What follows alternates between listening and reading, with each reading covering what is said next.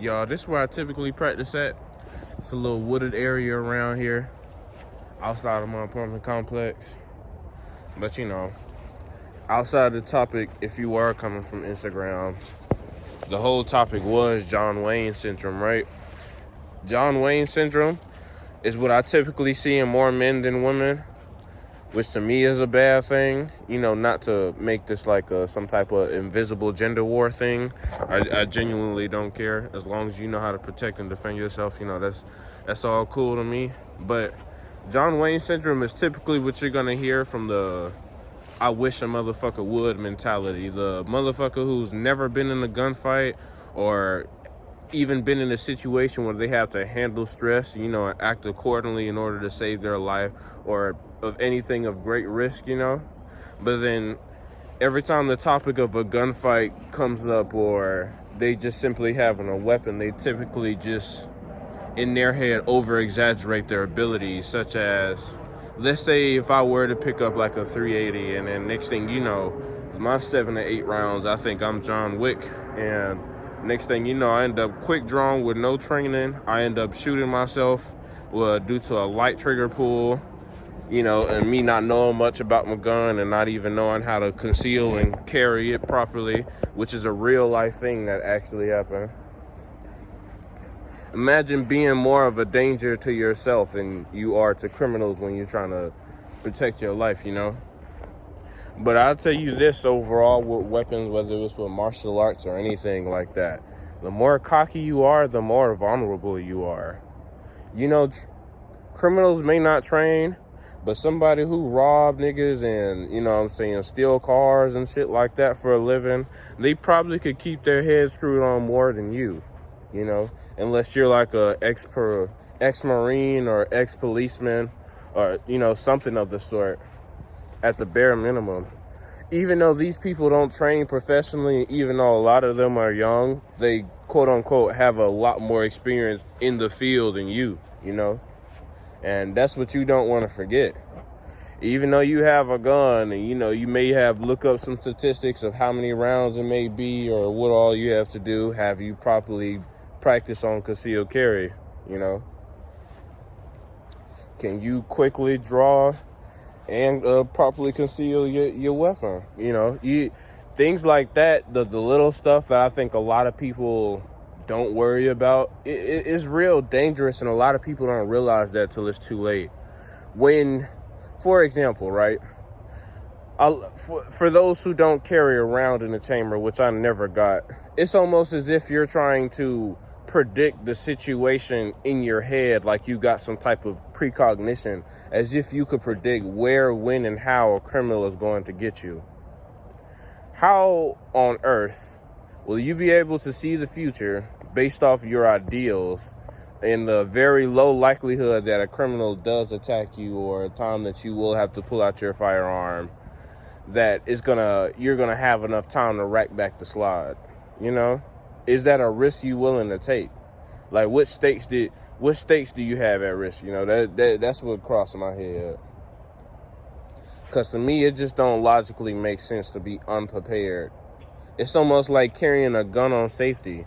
I believe if you do not know enough about your gun or comfortable enough to carry it on you to not worry about shooting yourself, I think you'd have to be damn near pretty retarded to just carry it on you. A lot of people will say not having one in the chamber, you know, is better than not having one at all. But shit, when a nigga run up on you, which is the most likely situation for us private citizens that just go about our day, mind our own business, and he's about 3 to 4 feet in front of you with a gun towards you, I guarantee you that one of the things that you probably don't want to do, depending on your situations, is one, run to cover potentially while you're getting shot at, you know, because they most likely have a gun. It's probably up to 2 people, and they're gonna see that you wrecked your slide. Yeah, which you probably will die, but before you get off any lethal shots towards them, you know. But people willingly take the risk. You know, they have a firearm, and you know they did their research, so I guess they're just 100% safe now. I was watching the video earlier, right, and she was like, "Your best line of defense is your state of mind." You know, if you wouldn't act a certain way due to you not having a firearm, or put yourself in some line of danger, you know, without a firearm, then that's exactly how you should act. You should almost act as if you don't have one. People overall, I could tell you, just, you know, if you don't believe me, just go around and ask. Like, 9 times out of 10, if somebody's attacking you or overall just trying to do some type of harm, you're expecting them to be prepared to some extent. Maybe that don't mean a gun. Maybe he knows how to throw his handguns. He could be a boxer, whether he practiced street fighting or just even hit a bag in his room or something. You know, you expect the person to have some type of capability of potentially hurting you. But when John Wayne syndrome comes and people get their new Glock 43, they've only shot at a tree one time, you know, that's when they start to quote unquote lose their mind a little, you know. To me, that's just a little ridiculous. I don't see how you get to that point. But since we're on the topic, you know, we're gonna make this quick. I don't want to take up all the space on my phone. I'm gonna just show you a couple of things I do, you know, when I come out here and practice my drills. First thing I do, obviously, just a quick draw. You know, I put my second support hand on it. I'm gonna show you how. I'm gonna put on the safety for the video. And as you quick draw, as I feel as if, based off what I heard from a firearm instructor, you know, just YouTube, you should move when you draw your weapon. The one thing you don't want to do, especially if you're already in sight of harm's way, is to stand still and shoot, especially against other people with firearms. So let's practice that. You know, I may fuck up, but shit, I'm not finna edit this out. I'm really getting lazy and tired of that shit.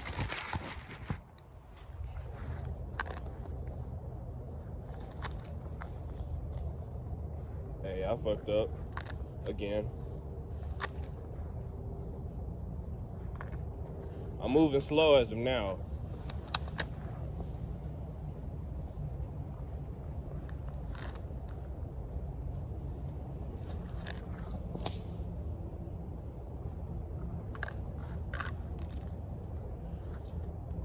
Make sure y'all get the right holster. Plus, I'm wearing 2-3 pairs of pants. I don't even think I gotta sit up properly, but it is what it is.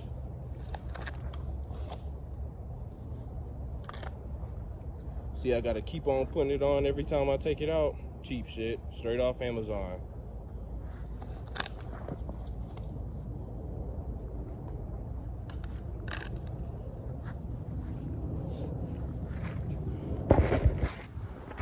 Slight difference after a couple of tries is basically increased the speed, but still kept the same short distance.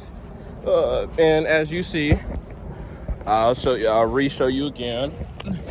For those who don't, what I feel that, you know, could be a potential tip for you know, those who do want to practice shooting. I learned from experience, this bursa has like some part of where you could put your finger in. It got like a little bit of a grip when you want to aim and shoot like that. You know, your support hand is good for follow-up shots. You know, I think that's especially good for those who have higher calibers, you know.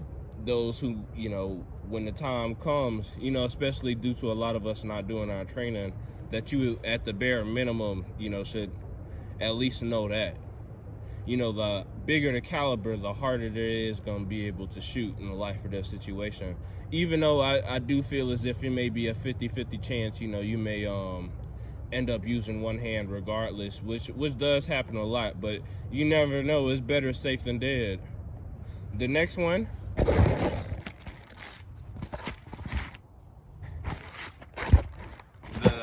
I'd say is moving and reloading. Me, I have a single stack, so it may be a little bit harder.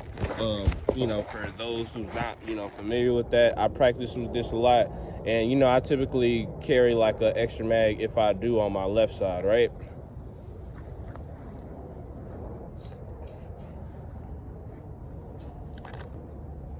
So after I quickly draw, right, and I quote unquote empty out my firearm or whatever the hell, mag release, quickly take it out, whatever you you know, would have your firearm typically. You know, let your magazines hit the floor too. You need to test them too, see how good they are. Because you might actually try to reacquire your gun after self-defense, and the last thing you want is a fucked up magazine. So,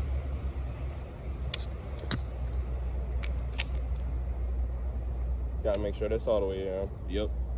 Gonna try again. Bullet came out of place. Don't do what I'm doing, such as just putting a gun up under my arm. It's on safety, but me and you are two different people. I'm gonna try one more time. I typically have an extra mag, like I said, in my left pocket, so that's where I'm gonna practice grabbing from. Pow, pow.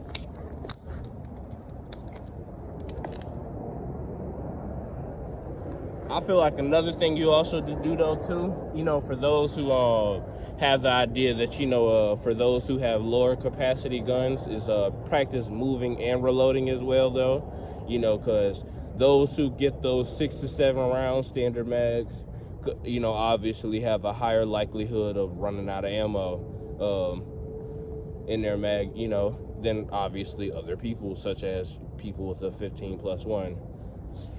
But I'll just show and prove. We don't got to be too long on that topic. Okay, I'm taking firing position. Stand. I can't move as fast as I want to because this camera's not as wide as I want to, but typically I'll move or run a little bit faster because, you know, just to try to demonstrate real life. Not only that it's harder, that it's a, you know, a single stack for me, so I try to practice with it even at home as much as possible.